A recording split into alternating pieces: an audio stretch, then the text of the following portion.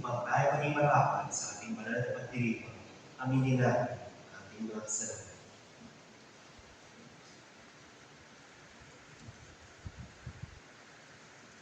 Inaamin ko sa makapangyarihang Diyos at sa inyong mga kapatid na luba ako nagkasala sa isip, sa salita at sa gawa at sa aking pagkukulang.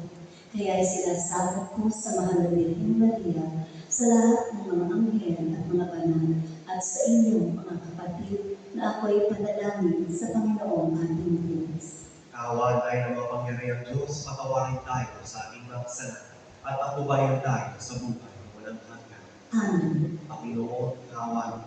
Panginoon, kaawaan mo kami. Kristo, kaawaan mo. Kristo, kaawaan mo kami. Panginoon, kaawaan mo. Panginoon, kaawaan mo kami. Manalangin tayo. Ama namin makapangyarihan, ipagkaloob mo sa iyong sambayanan ang panibagong puso ng Espiritu na pinuspos na puspos kay San Agustin. Malubos naman sa amin ang pandahan ng Espiritu upang ikaw ang nagwatig sa karunungan.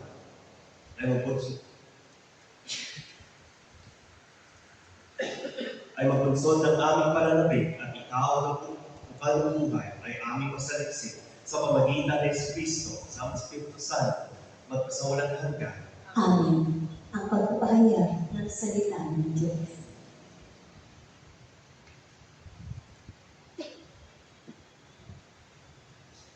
Pagbasa mula sa ikalawang sulat ni Apostol San Pablo sa mga taga-Tesalonica. Mga kapatid, inuutos namin sa inyo sa pangalan ng Panginoon Jesucristo na layuan ang mga tamad at ayaw mamuhay ayon sa mga tagubilin namin sa inyo.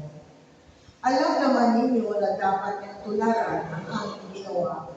Hindi kami nahiyang magtrabaho nang kami nariyan pa.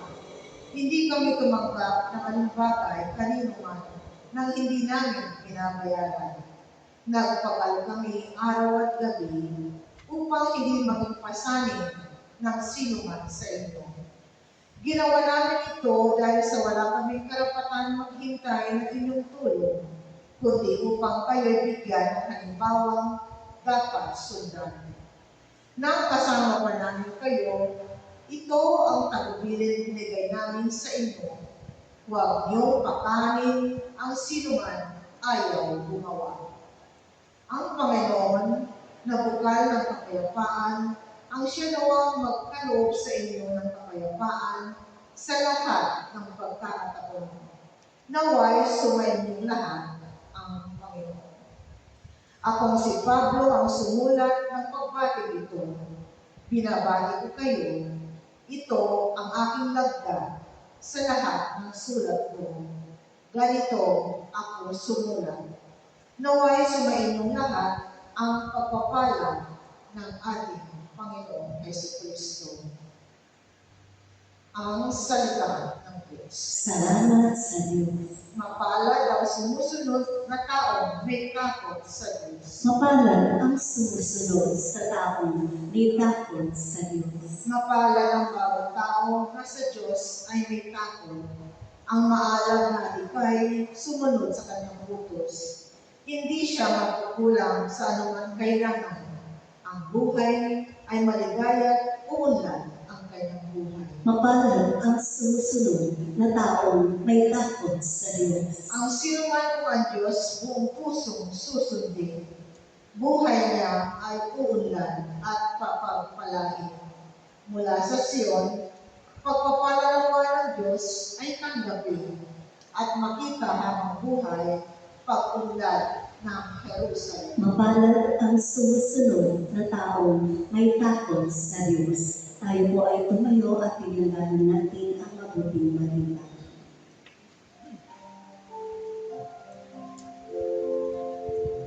Alleluia, alleluia, alleluia.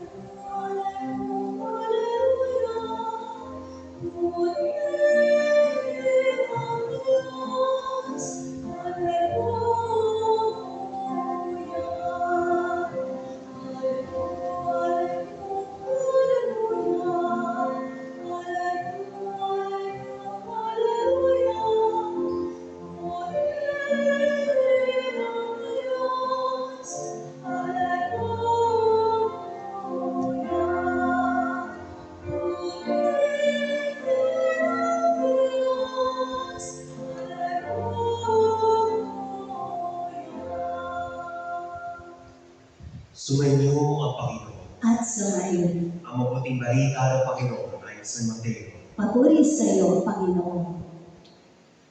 Noong panahon iyon, sinabi ni Jesus, sa Ama ninyo may skriba at mga Pariseo, mga mapagpaimbabaw, ang katulad ninyo, mga libingang pinagputi, magaganda sa labas, ngunit sa loob ay puno ng kapulukan at buto ng mga patay.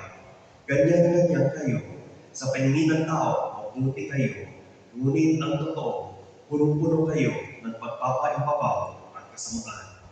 Sa Ama ninyo may skriba at mga Pariseo, mga mapagpaimbabaw. Ipinagtayo ninyo ang mga libingan ang mga propeta at ginayangkan ang mga punto ng mga taong nabuhay ng matuwid. At sinasabi ninyo, kung kami sana nabuhay sa kapanahunan ng aming mga ninuno, hindi namin ipapatay ang mga propeta. Sa sinasabi ninyong iyan, inaamin ninyo, kayo'y mga anak ng mga nagpapatay sa mga propeta. Sige, tapusin ninyo ang pinagsimulan ng inyong mga ninuno. Ang mabuting balita ng Panginoon. Pinupuri ka namin, Panginoong Jesucristo. Magandang umaga po sa ating lahat. Gandang umaga po, Father. Ngayon po ay ginugunita po natin si San Agustin, Pantas at Obispo ng Simbahan. Memorial of Saint Augustine of Hippo. Ano ba ang mensahe sa atin kapag titignan natin ang buhay ni San Agustin? Si San Agustin, kung pamilya tayo, hindi siya yung parang direktang santo. Totoo, makasalanan siya. Kung mabasa ninyo yung isang libro niya, yung title niya, Confessions, doon niya nilalahad, doon niya sinusulat, kinakwento rin yung mga kasalanan na gagawa niya, yung bago siya pumasok sa simbahan. Pero ganyan rin ang imbitasyon sa atin ng Diyos. Hindi ibig sabihin makasalanan ka, sarado na ang pinto ng simbahan natin. Pero sa pagiging makasalanan, naway tanggapin natin ang ating pagkakasala at mga kahinaan upang ang grasya ng Diyos ay tumaloy at papaguhin tayo. Kagaya ng halimbawa ng buhay ni San Agustin. Huwag natin gayahin kagaya ng ating mabuting balita ang mga skriba at mga Pariseo. Ang mga taong denial sa kanilang mga kahinaan at in denial sa pagiging makasalanan nila. Kaya paalala sa ating Diyos.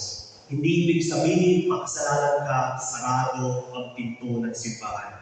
Sapagkat ang pagiging makasalanan ay oportunidad para mas pagalawin, hayaan ang grasya ng Diyos kumalaw sa ating buhay, kagaya ni San Agustin. Sapagat sabi nga sa ating Diyos sa mga oras na ito, yung kagaya ng isang manulat, sabi niya, only a wounded healer can save us. Kagaya ng ating Panginoon, kung titignan natin, sugatan ang ating Panginoon. Pero ang kanyang pagkasugat ay upang makapasok tayo sa kanyang buhay. Kaya yan rin ang imbitasyon sa ating Diyos. Ang ating mga kainaan, ang ating mga sugat, huwag natin takpan. Pero hayaan natin yan bukas upang hawakan ng Diyos at upang maging daluyan nito ng grasya ng Diyos. Kaya nawa, sundan natin ang halimbawa ni San Agustin. Kahit sa kanyang pagkapakasalanan, siya ay nakilala bilang isa sa mga kilalang santo natin ng simbahan. Amen. Kasi tayo na magpapalala.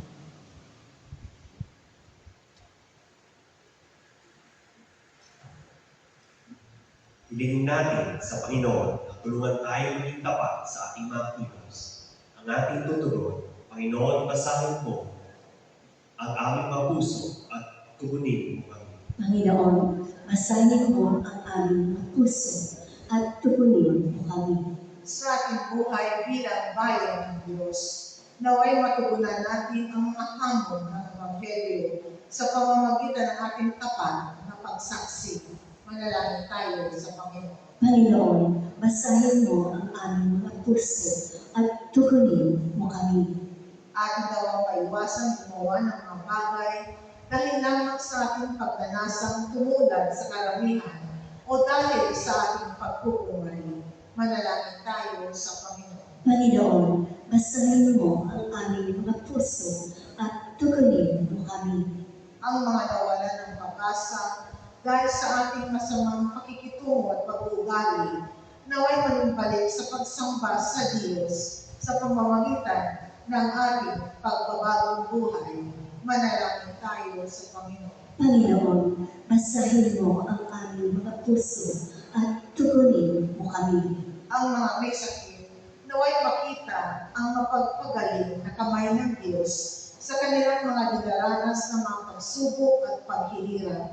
Manalangin tayo sa Panginoon. Panginoon, basahin mo ang aming mga puso at tugunin mo kami. Ang mga yumao sa buhay na ito, naway tanggapin sa walang hanggang kaluwalhatian. Manalangin tayo sa Panginoon. Panginoon, basahin mo ang aming mga puso at tugunin mo kami.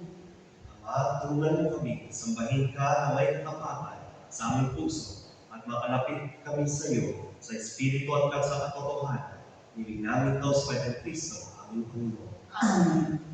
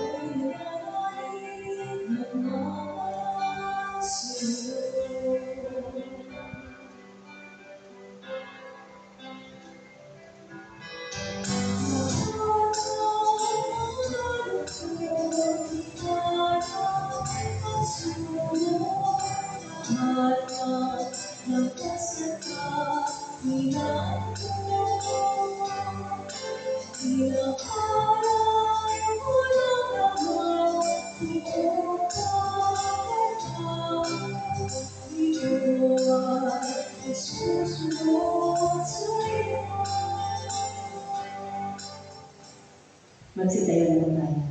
Manalangin kayo mga kapatid, ang paghain natin ay kalugdan ng Diyos sa mga pangyarihan. Tanggapin nawa ng Panginoon itong paghahain sa iyo mga kamay, sa kapurihan niya at karangalan sa ating kapakinabangan at sa buong sambayanan ng banal. Ang malaming bigha sa pagdiriwang namin sa pagtubos ng iyong anak sa amin, may hain nawa na iyong tinulunita sa San Agustin, ang pakilabang sa matapat na pagsasama. Sa pananalangin ito ng pag-ibig at pag-akaisa sa pamagitan ng Kristo sa Espiritu Santo, magpasawalang hanggan. Amen. Sumainyo mo ang Panginoon. At sumairin. Nasa Diyos ang iyong puso't diwa. Pinaasa namin sa Panginoon. Pasalamatan natin ang Panginoong ating Diyos. Marapat na siya ay pasalamatan. Ang manaming mga pangyarihan, tunay na marapat na ikaw ay ating pasalamatan sa pamagitan ng Kristo na aming Panginoon. Ngayon si San Agustin ay pinararangalan sa pamuhay niyang totoo, toleran at paging masahan sa panuntunan. Kaya sa Kristo na masahan sa katapatan ay hinahayag sa pangasiwa sa sambayanan. Ang malasakit ng mauliran at ang pangasiwa noon ay nagpapatuloy magpahanggang ngayon sa mga pananalang inukupon kay San mga sambayanan, mong dito at dito.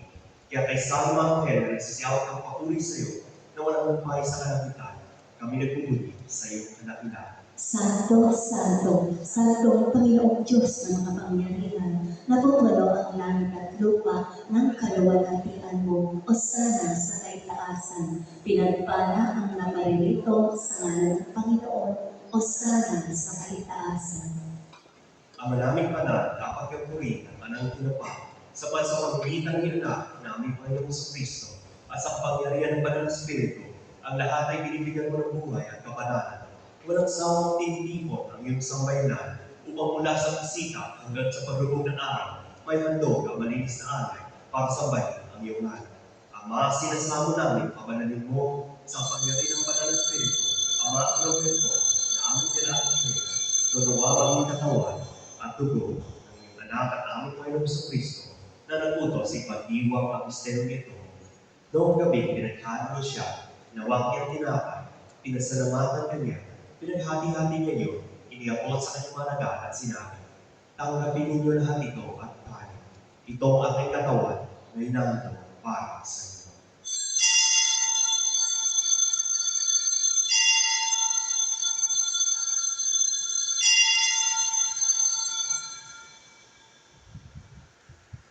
Kaya hindi naman matapos ang hapunan, ginawa niya ang kalis, muli kanyang pinasalamatan. Iniabot niya ang kalis sa kanyang mga lagat at sinabi, tanggapin ninyo lahat ito at inumin. Ito ang kalis ng aking dugo, na bago at walang gantipan, aking dugo niya bubuhos para sa inyo at para sa lahat, para sa pagpapatawad ng mga kasalanan. Gawin niyo ito sa paglalaan sa akin.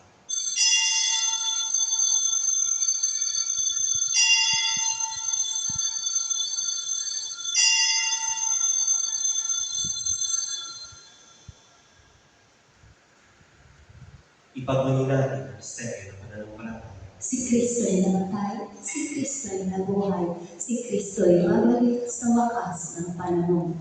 Ang mga kinubalita namin ang pagkamatay ng iyanan na sa amin nagligtas kaya hindi ng kanyang muling pagkabuhay at pagakyat sa kalangitan.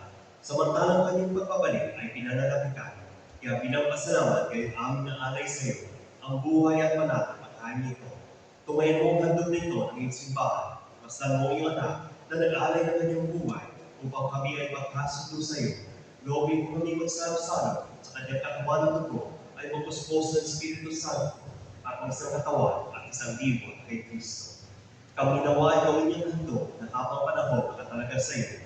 Tulungan nawa niya kami magkamit ng iyong pangalan kaysa ng ina ng Diyos sa mga Nobel Maria, kaysa ng mga apostol, mga martir, kaysa ni San Agustin, kaysa ng lahat ng banal na aming nasaan lagi nagkikusap para sa aming kapakanan.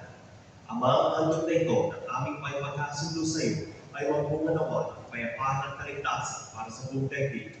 Patatagin mo sa pananampalatayang pag-ibig ang simbang naglalakbay sa lupa, kasama yung lingkod na si Papa Francisco, ang aming obispo na si Pablo Benjulio, ng tanang mga obispo at buong kaparian, at ang iyong pinigit sa bayanan. Tigin mo ang hilingan na iyong angkan na ngayon tinipon mo sa iyong harapan. Ang mga mawagin tutupin mo at pag-isay ng lahat bayanan sa bawat panig at sulok ng daigdig. Kawan mo patuloyin sa iyong kaharian ang mga kapatid namin lumao at ang lahat ng lumisan na sa mundong ito na nagtataglay ng pag-ibig sa iyo. Kami ay makasama natin sa iyong piling at sama-sama magtatamasa na iyong kaningawan ng mari sa pagkatamong masidaya ang iyong kagandahan sa pamagitan ng aming Panginoong Kristo na siyang pinagdaraanan ng bawat tulong ko sa aming kabutihan. Sa pamamagitan ng Kristo, kasama niya at sa Kanya, ang lahat ng parapat papuri sa iyo, Diyos ng mga pangyarihan, kasama ng Espiritu Santo, magpasawalang hanggan. Amen. Sa tagubilin na nakagay, tungkol sa turo ni Jesus, sa Panginoon natin na Diyos, bayan natin ang lakas.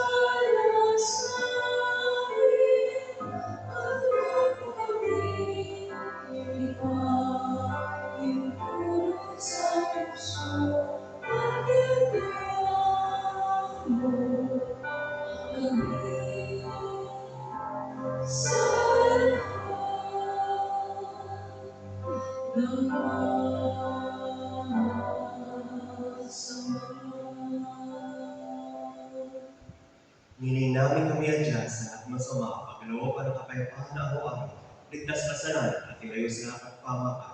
Samantalang aming pinananabikan ang dakilang araw ng pagpapahayag ng tagpagligtas namin sa Yesu Cristo. Sapagkat sa iyo ang kaharian, kapangyarihan at ang kapurihan, magpakailanman. Amen. Panginoong Yesu Cristo, sinabi sa iyong apostol, kapayapaan ang iniwan ko sa iyo, ang aking kapayapaan ang binibigay ko sa iyo.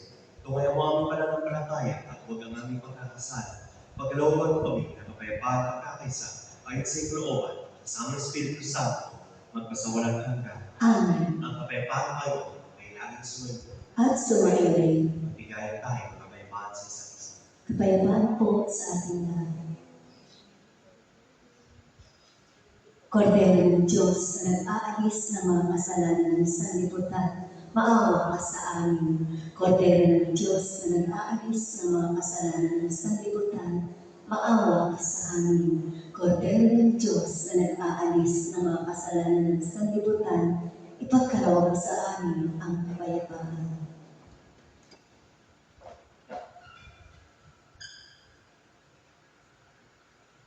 Ito ang kordero ng Diyos. Ito nag-aalis sa mga kasalanan ng sanlibutan.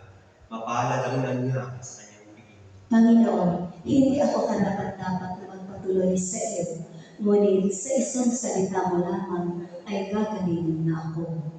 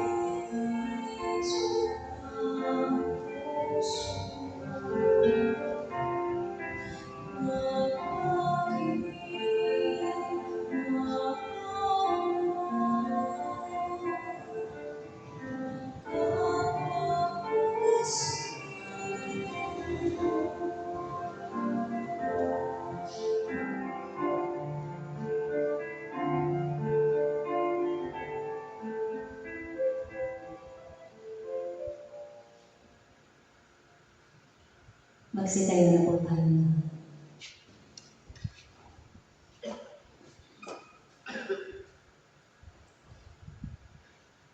Manalangin tayo. Ama naming mapagmahal, ang pakinakaw namin sa hapag ng Kristo ay magpapadalawa sa amin upang kami makakaanin niya tumanggap sa Kanya ay maging talagang siya sa pamagitan din niya kasama ng Espiritu Santo magpasawalang hanggan. Amen. Sumainyo ang Panginoon At sumayo rin. at pagpalain tayo lahat ng mga pangyarihang Diyos ng Ama, ng Anak, ng Espiritu Santo. Amen. Tapos ang ating misa, bumayo tayo sa pag-ibig ni Kristo. Salamat sa Diyos.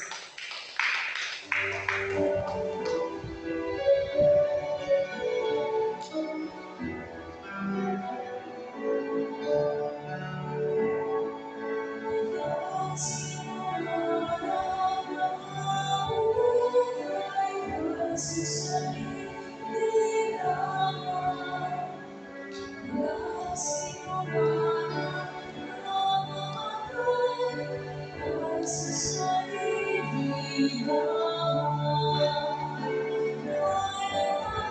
morning, ladies and gentlemen. Please subscribe my YouTube channel, Cap TV. Holy Mother of Thank you and God, God pray bless. for us sinners.